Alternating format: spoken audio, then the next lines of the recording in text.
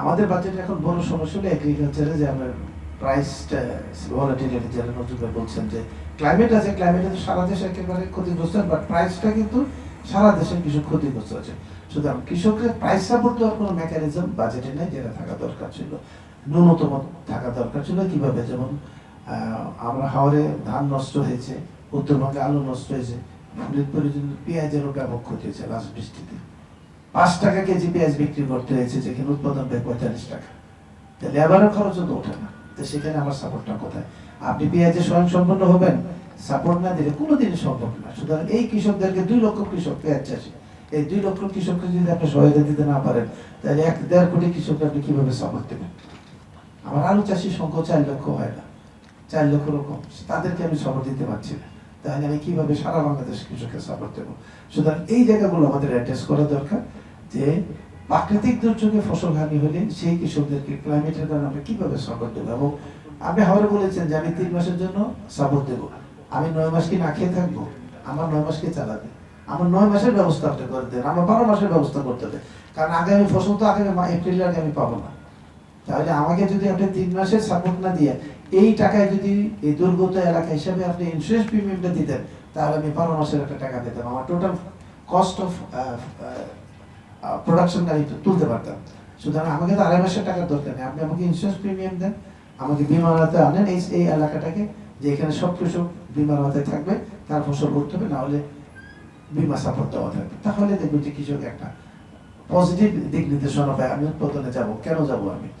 এখন কৃষক তো এত রিস্ক, তারপরে কেন করে? আর কিছু করার থাকে না বলে। যখন আর কিছু করার থাকে না, তখনই জমিতে নেবে, না হলে কিন্তু কৃষকের ছেলে ওই যে বলি ভূমধ্য সাগরে লাভ দিতে হয় না, জমি বিক্রি করে, তাহলে সেই দেশে থাকতে পারত। কেন চাইছে? কারণ কৃষিতে কোনো লাভ নেই। আমরা যতই বলি যে কমার্শিয়ালাইজেশন হচ্ছে, আমরা লাভ দেবো, কৃষিকাজ যদি কেউ করে থাকেন আমার সাথে, তাহলে আসেন হিসাব করে দেখেন, কৃষিতে আপনি কখনো লাভ পাবেন না। যখন 5 টাকা কেজি টমেটো হয়, তখন কৃষক হারভেস্ট করেন না।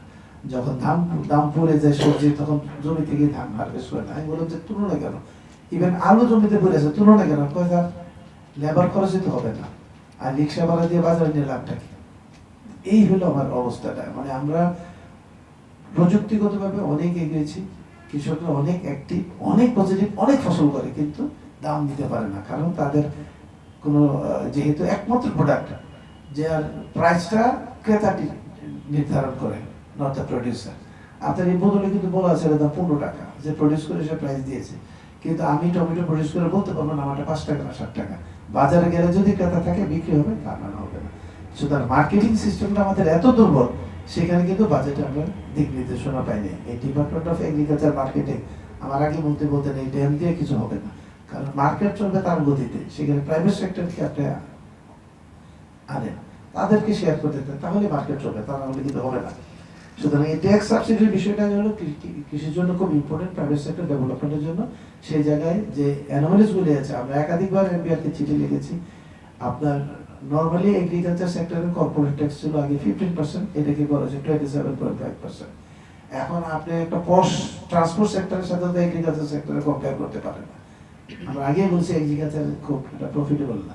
যে মাসুদ ভাই বললেন যে এবার আলু বীজে যারা করেছেন প্রাইভেট সেক্টর কোম্পানিগুলো সবাই লস করেছেন, 60-70-80% লস করেছেন, বীজ বিক্রি হয়নি, আবার অনেকের ফলন তুলতে পারেনি। হাইব্রিড ধান এই বৃষ্টির জন্য অনেকে নষ্ট হয়ে গেছে।